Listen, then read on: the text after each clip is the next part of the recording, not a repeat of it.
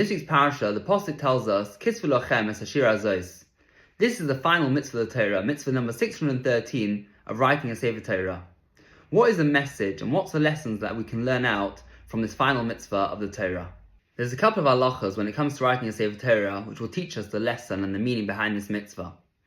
Number one is that every single letter needs to be surrounded by parchment. You can't have one letter connecting to the other letter.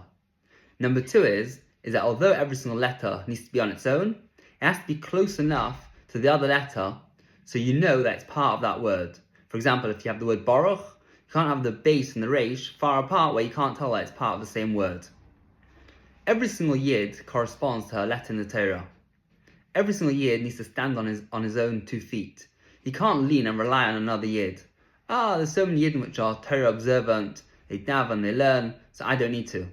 Every single yid needs to try his best and he has to stand on his own. At the same time, although every single yid needs to stand on his own, you have to remember that we're close to one another. We have to encourage, we have to take responsibility for one another. It's not good enough just, okay, I keep the Torah mitzvahs, I don't care about anyone else. We have to be responsible and encourage and help others observe the Torah. And let's take this one step further. If there's one letter in the Torah, you've got a whole Sefer Torah which has over 300,000 letters. If there's one letter which is possible, which isn't written correctly, the whole Sefer Torah is possible. So you can't tell yourself, there's millions of Yidden who are Torah observant, so it doesn't matter what's one Yid, big deal. No. If one letter can make a whole Sefer Torah possible, one Yid can have the power to affect the whole Klal Yisrael.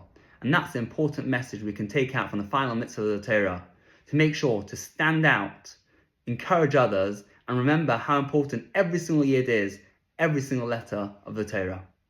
In this time of year, where we're in between Rosh Hashanah and Yom Kippur, the time of growth, every single Yid has to always remember that he's important, that he has to stand on his own, and maybe take this opportunity to help and encourage others.